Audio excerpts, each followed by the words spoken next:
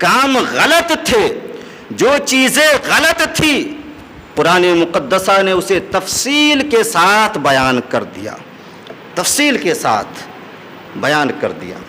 آپ دیکھیں کہ نصارہ لوگ حضرت عیسیٰ علیہ السلام کے بارے میں غلط گمان کیا کرتے تھے، تو قرآن نے انہیں روکا کہ نہیں، حضرت عیسیٰ علیہ السلام کے بارے میں غلط مت بولو، اس لیے کہ وہ اللہ کے بندے اور اس کے رسول ہیں، سبحان اللہ۔ اسی طرح نصارہ لوگ 3 خداؤں کو مانا کرتے تھے، 3 خداؤں کو مانا کرتے تھے۔ قرآن نے کہا نہیں، وَلَا تَقُولُوا ثَلَاثَةٌ، 3 خداؤں کو مت مانو، اِنَّمَا اللَّهُ إِلَٰهٌ وَاحِدٌ، کہ بے شک اللہ تعالیٰ ایک اکیلا ہے، سبحان اللہ۔ تو جو غلط کام تھے قرآن نے اس سے منع کیا۔ اسی طرح کھانے پینے کی چیزوں میں دیکھ لیں، قرآن کہتا ہے انما حرم علیکم المیتۃ والدم ولحم الخنزیر وما اہل بہ لغیر اللہ۔ مفہوم دیکھیں، قرآن کہتا ہے کہ اللہ تعالیٰ نے تم لوگوں پر مرے ہوئے جانوروں کا کھانا حرام فرمایا ہے، مرے ہوئے جانوروں کا کھانا حرام فرمایا ہے۔ اسی طرح جانوروں کے خون کا کھانا بھی حرام فرمایا ہے۔ جانوروں کا جو خون ہوتا ہے اس کا کھانا اسلام میں جائز نہیں ہے۔ اسی طرح اللہ تعالیٰ نے تم لوگوں پر خنزیر یعنی سور کے گوشت کا کھانا حرام فرمایا ہے۔ صرف گوشت ہی نہیں بلکہ خنزیر کا چمڑا، اس کا بال، اس کا ناخن، یہ سب چیزیں تم پر حرام کی گئی ہیں۔ اور اس کے علاوہ وہ جانور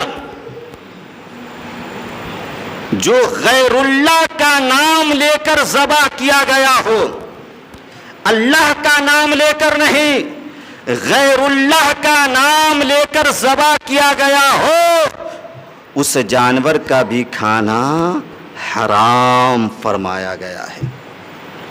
یعنی جو جانور اللہ کے نام سے ذبح نہ کیا گیا ہو، بسم اللہ اللہ اکبر پڑھ کر ذبح نہ کیا گیا ہو، کسی آدمی کا نام لے کر ذبح کیا گیا ہو، کسی اور کا نام لے کر ذبح کیا گیا ہو، تو ایسے جانوروں کا کھانا یہ حرام ہے۔ کھانے پینے کی چیزوں میں بھی دیکھ لیا آپ نے کہ جو چیزیں حرام تھی اسے صاف صاف بیان کر دیا گیا۔ اسی طرح شادی بیاہ کے معاملے میں بھی کن عورتوں سے نکاح کرنا حرام ہے اسے بھی صاف صاف بیان کر دیا گیا ہے۔ قرآن کہتا ہے حرمت علیکم امہاتکم و بناتکم و اخواتکم و عماتکم و خالاتکم الی آخرہ آیت۔ مفہوم دیکھیں، قرآن کہتا ہے کہ تم پر تمہاری مائیں حرام کی گئی، تم اس سے نکاح نہیں کر سکتے۔ تم پر تمہاری مائیں حرام کی گئی، تم پر تمہاری بیٹیاں حرام کی گئی، تم پر تمہاری بہنیں حرام کی گئی، تم پر تمہاری پھوپھیاں حرام کی گئی، تم پر تمہاری خالائیں حرام کی گئی، تم پر تمہاری بھتیجیاں حرام کی گئیں، تم پر تمہاری بھانجیاں حرام کی گئیں۔ تم ان لوگوں سے نکاح نہیں کر سکتے کیونکہ ان سے نکاح کرنا حرام ہے۔ اسی آیت کا حصہ ہے آگے قرآن کہتا ہے کہ تم پر وہ عورتیں بھی حرام کی گئی، تم پر وہ مائیں بھی حرام کی گئی جس نے تمہیں دودھ پلایا. یعنی ایک حقیقی ماں ہوتی ہے جس سے وہ پیدا ہوتا ہے، اور دوسری وہ مائیں ہوتی ہے جس کا وہ دودھ پیتا ہے. جو عورت بچے کو دودھ پلا دیتی ہے وہ بھی ماں ہی اس کی کہلاتی ہے.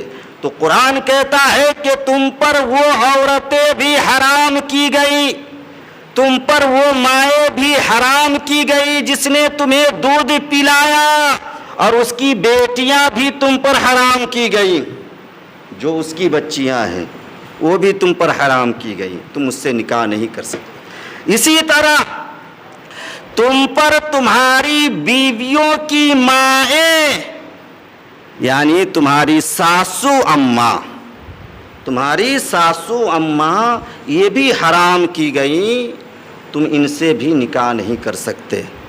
اسی طرح تمہارے بیٹوں کی بیویاں، یعنی تمہاری بہو، یہ بھی تم پر حرام کی گئی ہے، تم ان سے بھی نکاح نہیں کر سکتے. وَأَن تَجْمَعُوا بَيْنَ الْأُخْتَيْنِ، اور دو بہنوں کا ایک ساتھ نکاح میں رکھنا یہ بھی تم پر حرام کیا گیا ہے. یعنی بیوی کے رہتے ہوئے اس کی سگی بہن سے تم نکاح نہیں کر سکتے، بیوی کے رہتے ہوئے تم اپنی سالی سے نکاح نہیں کر سکتے، کیونکہ اس طرح دو بہنیں ایک ساتھ تمہارے نکاح میں جمع ہو جائے گی، اور ایسا کرنا تمہارے لیے حرام ہے، حرام ہے، حرام ہے. تو جو چیزیں حرام تھی شریعت نے اسے تفصیل کے ساتھ بیان کر دیا. اگر جلوس محمدی کا نکالنا حرام ہوتا، اگر جلوس محمدی کا نکالنا ناجائز ہوتا، اگر پرچم کا لہرانا ناجائز ہوتا، اگر جشن میلاد مصطفیٰ کا منانا ناجائز ہوتا تو شریعت اس سے بھی منع کر دیتی، لیکن شریعت نے اس سے منع نہیں کیا ہے. تو اب آپ سبوں کو یہ ماننا ہوگا کہ یہ سارے کام اچھے ہیں، یہ سارے کام جائز ہیں. سبحان اللہ. اسی لیے تو ہم سنی مسلمان ذوق و شوق کے ساتھ جلوس بھی نکالتے ہیں، پرچم بھی لہراتے ہیں، جشن میلاد مصطفیٰ بھی مناتے ہیں، اور انشاءاللہ الرحمن جب تک جسم میں دم باقی رہے گا اسی دھوم دھام کے ساتھ ہر سال ہم یہ کام کرتے رہیں گے. سبحان اللہ. اور اعلیٰ حضرت کا یہ شعر گنگناتے رہیں گے کہ خاک ہو جائیں ابو جل کر مگر ہم تو رسا، دم میں جب تک دم ہے ذکر ان کا سناتے جائیں گے، حشر تک ڈالیں گے ہم پیدائش مولا کی دھوم، مثل فارس نجد کے قلعے گراتے جائیں گے. اللہ تعالی ہم سبوں کو جائز طریقے سے 12ویں شریف کے موقع پر خوشیوں کا اظہار کرنے کی توفیق عطا فرمائے، راہ مستقیم پر چل کر زندگی گزارنے کی توفیق عطا فرمائے. وآخر دعوانا ان الحمد للہ رب العالمین.